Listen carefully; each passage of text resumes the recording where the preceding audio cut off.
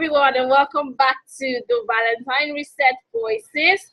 Today with me is the delectable Omowunmi Olunloyo. No, Olunloyo. Olunloyo. Forgive me. And so she is an amazing person. I just got to meet her, and then she's been doing so much online, especially with regards to inspiring and empowering women in the UK, online and in the UK. She's the founder of Create Your Reality and Find Your Place, Position and Purpose. Wow. Reality, create your reality and find your place, position and purpose. Great. She's a top UK women empowerment coach. She's an international best-selling author, speaker, and mentor. She looks very simple, but she's a very, very deep person. She supports her clients to find clarity and direction in their lives. So, for the purpose of this, she works with moms, especially she works with moms. And for this regard, she can work with moms who have teenage children or who are guardians to help them navigate the murky waters of motherhood and help them raise children and become happy and fulfilled and get better results in their life. So join me to welcome Omowunmi Olunloyo. Awesomeness. Thank you very much. Thank you, Ruth. It's a pleasure to be here. Amazing to be here. I feel blessed in this moment right here, especially because it's your birthday. To be spending it with you. Thank you so much. Very kind of you. Yes. Yes. And so do tell us a bit about what you think is the place of self-love in a relation, in becoming a highly attractive individual, someone who other people want to engage with, other people want to, love and want to generally hang around, for relationships, to move ahead. So someone that I can recommend to my brother, someone who a guy can even approach, what's the place of self-love, especially for young people? So that's a very deep question. Yeah, it's a very deep question, but the answer to it for me, I think, is very simple. Okay. And why I say it's very simple is because self-love, like the word says, is self and love. So I always, right now, I'm in a place whereby I love myself so much. Like I always say to people that you won't believe how much I love myself. I didn't used to love myself.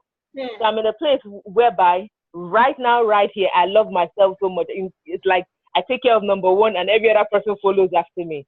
And what that simply means in the reality of it is that if you don't have love for yourself, you cannot give love to anybody else. It's as simple as that. That's why I'm saying it's simple. You need to love yourself. And how do you love yourself? You need to appreciate yourself. You need to be able to acknowledge your strengths and your weaknesses and say, this is a totality of me. That is what makes me me. That's what makes me different, makes me special, makes me unique. And there is nothing wrong with that.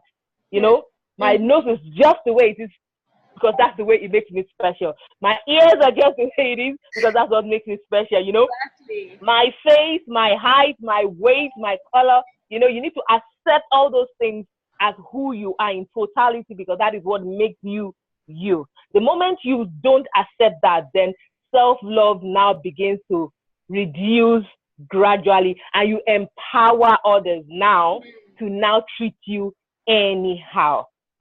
Anytime anybody misbehaves, or what better word should I use? Anybody treats you in an unkind way, it's because you've given them permission. You've empowered them to do just that to you because they see the way you talk to yourself. Perhaps you say, I'm stupid. Oh, why do you always make that stupid mistake? Oh, I never get things right. But you talk things like that, you don't love yourself. Because you made one mistake doesn't mean your life has crumbled. Because one aspect of your life is having a challenge doesn't mean the whole of your life is in shambles. But for some reason, we have a fallacy. We commit a fallacy of overgeneralization. And because one area is having an issue, then all of a sudden my life is a mess. All of a sudden, I'm not good at this. All of a sudden, I'm not beautiful. All of a sudden, I'm not intelligent. So the more you do that to yourself, you empower others to do exactly what you're already doing to yourself. And you are surprised when they treat you that way. And the things You that know what I mean? people tend to amplify it. So if you talk Oh my gosh. to yourself, let's say 40%, people will do 60% or even 70%. So you will be like, why are you know what I treating me mean? like this? Exactly. And you now start throwing a pity party, self-pity, then you go into lockdown, shut down, and then you say, I'm alone, nobody likes me, I'm not worthy. And then you have to start misbehaving in terms of attitude and giving a reaction anytime anybody says yes. Simple thing that did not mean anything, you're going to add more, make a nice pot of stew, like I like to say, you add the Maggi, the salt, and stew, and make a nice pot of soup. When the person did not have that intention at all in their mind when they're saying it. But in the place of relationship, loving yourself will make you attractive to people. When you help people, when you're smiling, the importance of a smile, oh my gosh. I cannot begin to understand. I know a lot of people who say to me, you're always smiling, as in, oh, I love your picture because you smile. I'm like, it's just like magic. What the power of a smile, of a happy heart, of a grateful heart. Oh my gosh. Giving compliments, a handshake, so simple. Like I said, they are simple because that's the reality of it. I always say that humanity, we make life difficult for ourselves. Life is simple on its own. We are the one who makes it difficult for ourselves. Exactly. The simple everyday things, if you can stick to it, version of yourself. Know that you're not in competition with anybody, not comparing yourself with anybody, because like I said to you from the beginning, I am the way I am, my strengths, my weaknesses, and everything. That's what makes me me. Yes, I will focus on my strengths as a person, but I want to show you my good side. I want to impress you. I want you to like me. And I think that's what we all try to do. Consider a dating relationship. When you're meeting someone for the first time and you like this person and he likes you, I don't want to airing your dirty laundry. Oh, I have done this, I have done. No. You want to show the person your good side because you really like this person. You want to be with this person. You show your good side. You are gentle, you're calm. That is exactly what it is about self-love. You need to do that to yourself. You need to be kind to yourself. I always say, if someone steps on you, you're quick to forgive them. But if you step on yourself, oh my gosh, the ton of thunder you will put on yourself, oh my gosh. I'm like, seriously? Yes, people are kinder to other people than they are to themselves. I just finished a video on Instagram on this topic. People are quick to give other people, let other people off. Okay, make excuses for other people, but on themselves they are very, very critical, very, very hard. And people always measure themselves by their weaknesses against other people's strengths, and so they think, okay, I'm not good in this place, but this person is this, and so it makes you fall short of the target, and then you feel less. But why do you do that when you have your own strengths? You know what I mean? Yeah. That's it. Nicely done. That's exactly what it is. So you major on your strengths and your weaknesses, outsource it out. Give it out to someone else to do. If you're not good on camera, it doesn't mean you're a bad person. You can use a screenshot and speak. If you feel you're shy, all the options available for you to maximize weaknesses right now in this day and age right now. Before now, perhaps technology has not been kind, but right now I think we have everything to even maximize weaknesses in quotes, whatever that is for you. Like I said, you could be speaking, writing, singing, dancing, whatever it is. There's information out there that can help guide and support you in those areas. And like I said, the simple way is just outsource it. Outsource it, give it to someone else to do. I'm not good with cleaning. Get a cleaner to clean the house, I don't like doing this. Get someone to help you with it. It doesn't mean you're inadequate. All you're doing is you know your strength and you major on your strength and you shine it out so brightly. And that's what everybody's doing. But when you start comparing, which is what you said, yourself to someone who is an international speaker, and you're like, oh, look at how she's doing all well. I can't even compose the simple. Seriously? Seriously?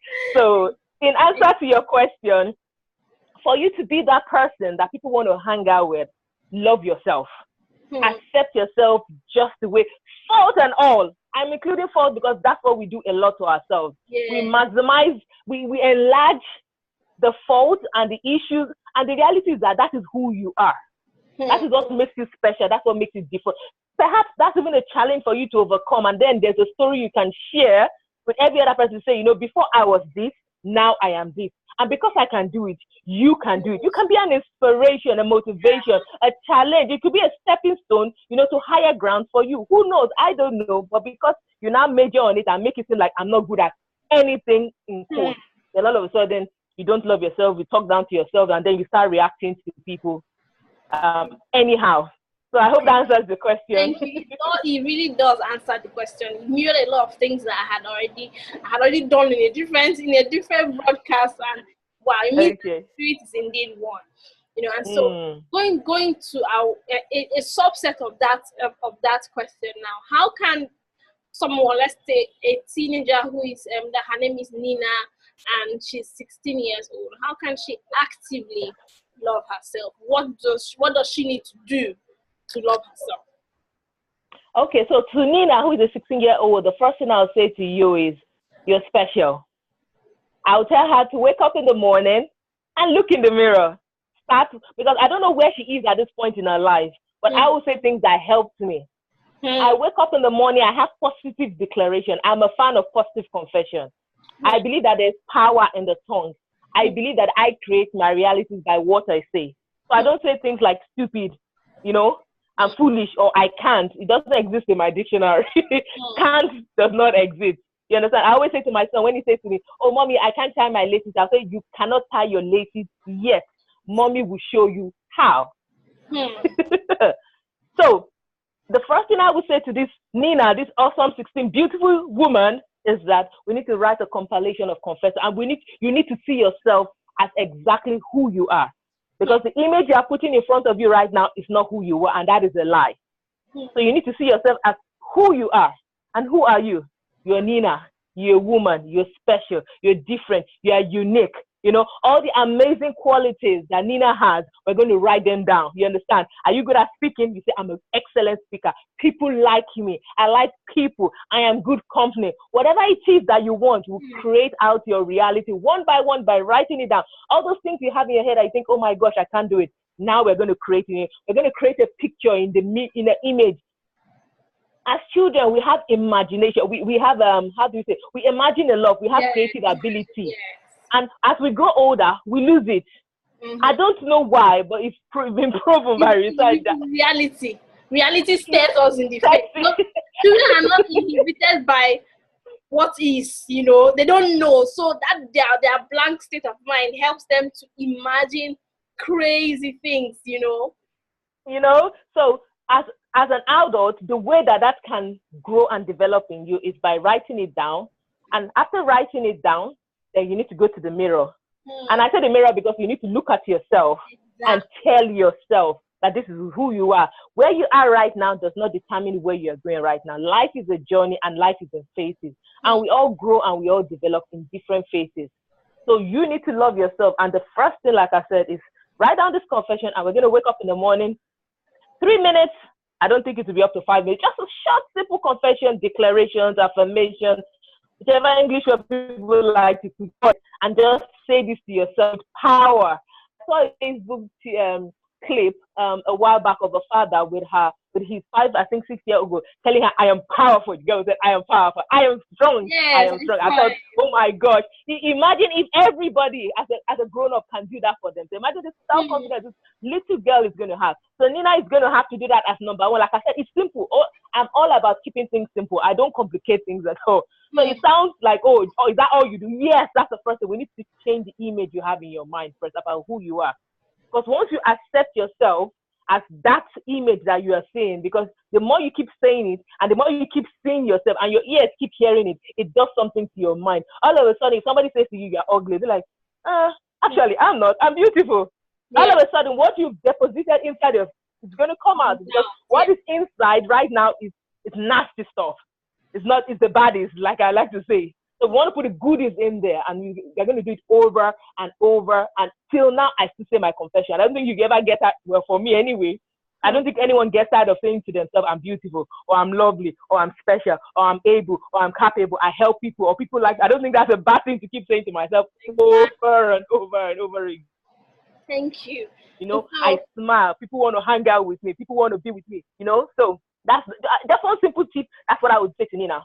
Write the vision, make it plain. So let's write down what you want to see. Let's write down this reality that you want to create for yourself, and let's keep saying it over and over again to the extent that if people poke you, what is going to come out is goodness, mercy, love, gentleness, kindness. There's nothing else anymore. There's no room for anybody anymore, because now I know who I am. So even when people give you an opinion of themselves, like a joke. I thought it was really funny. He said, if people say nasty things to you, this is me paraphrasing. He said, if people say nasty things to you, say, hug them and say life is difficult for the blind. That was that thing. So, oh my God! So it's not you, it's them. And you know, exactly. So you're good. You're good. You know what I mean? It doesn't matter what anyone says anymore. You just smile and laugh. Say hug them and say life is difficult for the blind. I thought awesome, amazing. I like that. Amazing.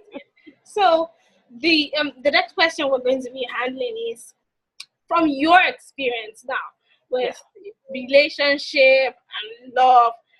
Can you just tell us, share a practical experience, you know, that we can draw lessons from, you know, for anyone who is either wanting to go into a relationship, either a relationship when you were much younger or a relationship that led to your marriage or something that we can learn from, especially around love and relationship, because there are some people that actually are of age and they're in relationships, but they can also learn from your experience and my experience. So the floor is yours.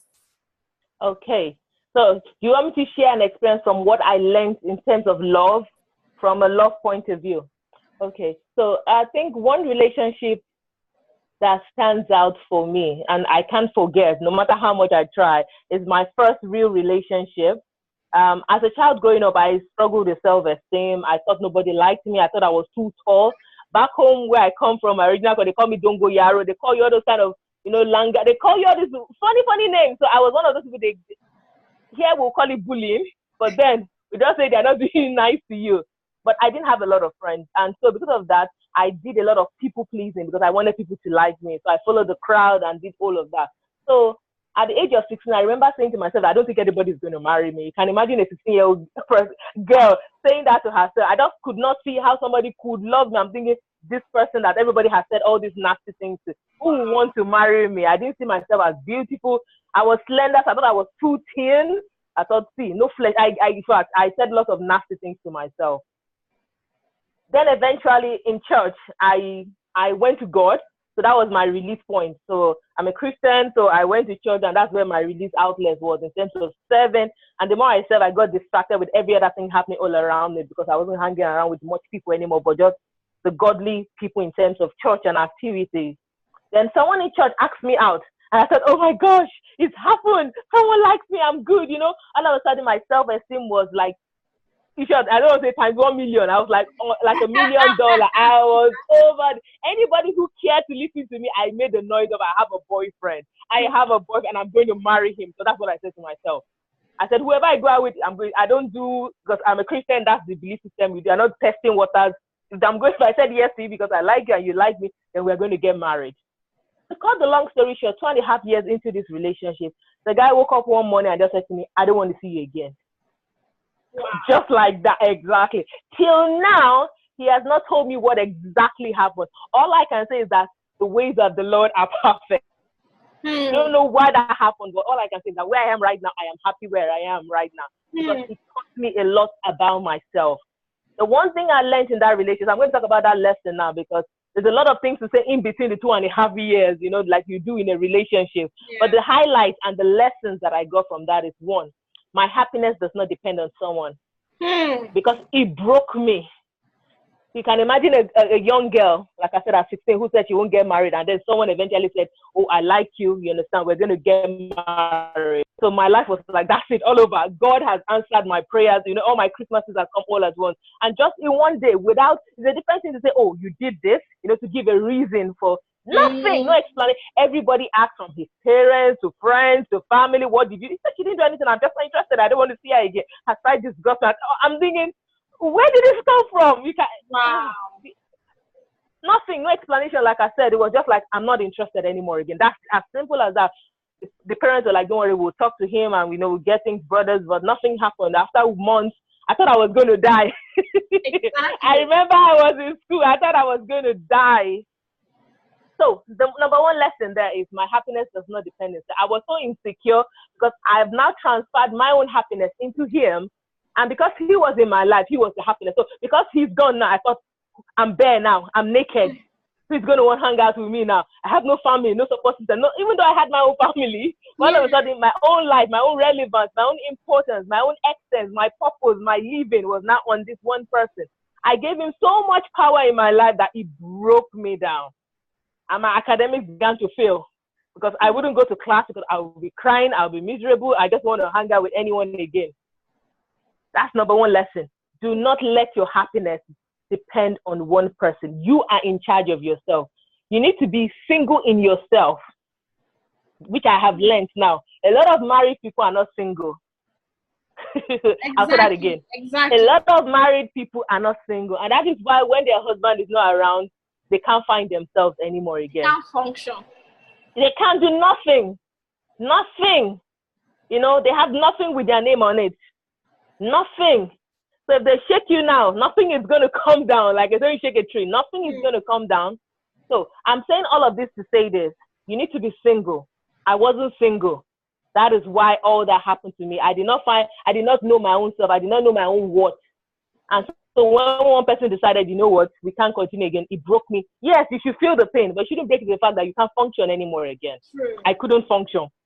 So number one, your happiness is all about you. You are responsible for your happiness. Whether you're single or you're married, you are responsible for your happiness. Your husband or your fiancé, boyfriend in quote, is not going to make you happy. You need to make the decision when you wake up in the morning that today is going to be a happy day. Regardless of what life throws at me, I choose to be happy. I call this a happy day, so it is a happy day. And everything that comes out through that day, because you have created your reality in terms of the words you have said, then so shall it be. And if anything should happen, it doesn't matter. I choose to still be happy. Exactly. So that is one key lesson. I'm just keeping it simple by saying just one thing. Because I just think there are a lot of messages that is going out. That key lesson is really so it's so on point, because a lot of people have hinged their happiness, you know, on a relationship, and when the relationship is taken away, they literally cannot function. That's why we have a lot of people depressed, a lot of people, either men and women, depressed, and even in psychiatric homes, and they just cannot fathom, after I've invested so much of my time, my love, my emotions in this relationship, you know, how many years, and then the person just wakes up and says, I'm not marrying you again, you know. And so a lot of people don't understand it. But when we already know that, look, you have that self-love part, it's not like any breakup is not going to hurt. It will hurt you, but it's because your happiness doesn't depend on it. You will survive. You will try. Yes, you will. And the best is going to come out of it. That's the thing. Yes. Let me just close that relationship scenario by telling you that in that deepest moment, in that saddest moment, in the baddest moment of my life is when I met my husband. Wow. He saw me in my brokenness and said to me, it's not like we're buddies. It wasn't somebody that I spoke to, you know, day in, day out. But he saw me this particular day and said, all of a sudden you've changed. He said, what happened to you? You know, out of the blue, this is somebody who doesn't talk to me. He said to me, what's wrong with you? You know, you don't look your usual self. You know what's going on? And I explained to him. And he was like, is the guy stupid? You see? I've never found somebody defend me like that, you know, out of the blue. He said, that's man. I said, why would he do that? You know, just tell me where he is. Let me go and meet him right there. Let me go and do it. I'm being honest. That's what he said. Live and direct. Yes. And from there, that's how I began to heal. Wow. 12 years later, we are happily married with 2 children. What can I say? God has been good to me. I have nothing to complain about. So that's what I mean by everything happens for a reason. I may not know the reason, but there's always a reason why things happen. I say to people, I said, I may not know the way, but there's always a way. There's always a way. You just need to stick this way and follow it through. Great. Awesome. Thank you. Amazing. Oh, thank you for sharing that inspiring testimony. I know a lot of people would connect with that, because I mean, not many people meet and marry their first love. So there are many people have had experiences with breakups, you know, and it would really come handy so that people understand that, look, the fact that somebody left you doesn't mean that somebody else will not find you to be valuable. You know what I mean? You know? Yeah.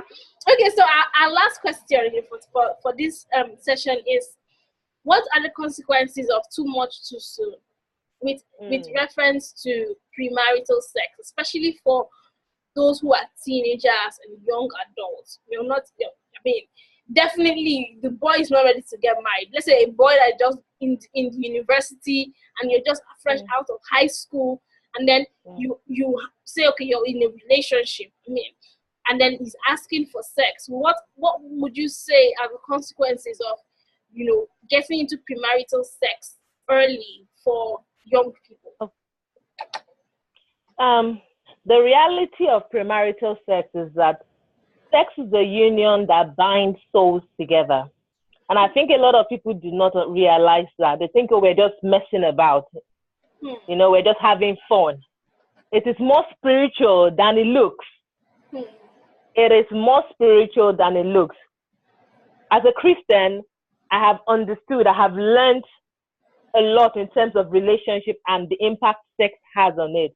And I'm sure a lot of people who are not Christians as well, but who are spiritual, they have their own religion as well. They always advise people, you know, the young ladies and the men, you know, to abstain from sex as well before marriage, because it binds you together. It just does that today, because it becomes two, becomes one. That's what happens when you're having sex with someone. Apart from the fact that the after effect in terms of you feel like you're not worthy now because you feel you've been used, or eventually this person does not go ahead with the relationship anymore again and calls you a one night stand, or it was a mistake. You understand? That's always the usual the usual statement. Oh, it was a mistake. Oh, it was a drunken mistake. You understand? Forget it happened. You understand? You're not going to see me again. No, don't mention anything about it. Or you get pregnant, unplanned pregnancy that you did not envisage because you're messing around. You were not in your functioning mind because you were drunk, or you were tipsy, or whatever, or you're coerced, or you were drugged perhaps, so you didn't even know. So that means you were raped. Or you could have sexually transmitted diseases. Oh my gosh, that's even more terrible now, especially with AIDS out there right now. So you've kept yourself in a difficult and impossible situation now by creating illnesses and sicknesses and diseases and affecting your whole body now, because you felt that by giving this person sex, or having sex with this person is going to make the person love you more. And I think for women especially, because we are more emotional, men are logical, we tend to think that when we have sex with someone, the person is going to love you more. My dear, if you are listening to me, nah, it doesn't work. It does not work. That is a lie from the pit of hell. It is not a tool. Any married person you see or you know, I promise you, who'll be married for over 2 years, you know, after the honeymoon period where we are trying to show ourselves off and do the lovey-dovey beat there, any married person you see will tell you that love is not the only ingredient for marriage to work. Or I love you is not the only thing that you need to survive in a marriage. There's a place of compromise. There's a place of sacrifice, a place of commitment. So if you think love is the only ingredient, that, oh, I love you, so I'm having sex with you, my dear, it will not, the end will not be good. Let's put it that way. It will not be good. That is the only picture, the only image you have in your mind, because there's a lot more to make this awesome relationship work. So to answer your question, the consequences, I've mentioned a couple of them. Unwanted pregnancy, you lose your self-worth. Diseases, HIV, unwanted pregnancy, and perhaps even goes more to go and have an abortion. And that now spoils your chances or reduces your chances of having future children from the person who eventually would appreciate you as a woman, you understand, and wait to now marry you, to now have children with you. You now spoil your chances, because that's exactly what you've done. You've done it with your own hands of having children, and then you wonder why. The funny thing is that people of where I come from originally, they will say, oh, someone is doing you. One witch or one is always, they quickly turn everything into someone is doing you. Meanwhile, you're the one that is doing yourself. Exactly. So you need to get out of yourself, get out of your way, like I always say, and learn from people. And how do we do that? Listening to podcasts like this, listening to information like this, reading, you understand, investing in your own development, you understand. Go to seminars where they talk about relationship and marriage and learn from people, you know, the good, the bad, the ugly. There is no perfect marriage anywhere. There is two people who decide to make marriage work. And the easier and the better you acknowledge that that is what marriage is all about, because you are from two different backgrounds. You don't know nothing about each other. You've not lived together. So you don't know nothing. And then all of a sudden you come together to say, yes, I want to marry and I want to live together with you. There's going to be a lot of issues, man. Brothers and sisters, sisters and sisters, you know, the class you have even for being siblings. Yeah. Imagine now someone from a different background or from a different race or ethnicity coming together. So for relationship and premarital sex, I would not advise anybody to go in there because it's more spiritual than it looks. It's better for you to say, if you know, some people to put a ring on it first, and then we can go for that. The person does love you, he will wait. And there is a question that I asked my husband recently, you understand, about relationship and about sex in particular, because we've been told this lie. I don't know if you've been told. I have been told this lie. So I had the opportunity of asking my husband. I said, you know, when you are with a guy and the guy will tell you, oh, I'm on, you understand, that, oh, everything in my body is standing, like that's the word they use, you understand. If I don't do it right now, I'm going to die. It's going to hurt me. I'm going to, you know. And I said to him, I said, is that true? He said, no. You see? He said, no. I said, yes, you'll be uncomfortable. That's the word he used for it. But it's going to have any life-damaging circumstance in your life? He said, no. I thought, see, the lie they have told us. So, you know, I said that to my darling, that Jesus is Lord. You know, that kind of comment that, you know, revelation, now I had the opportunity to ask, because people tell you all those kind of like funny things and then blackmail you to having premarital sex. Exactly. So ladies out there, young girls out there, teenagers out there, you know, it's a lie.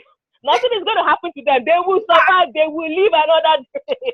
So nothing is going to happen to them. They will be fine. Nothing missing, nothing broken, nothing lacking. So do not be deceived that, oh, something is going to happen and it's all your fault. Tell them back at you. Tell them, see you later.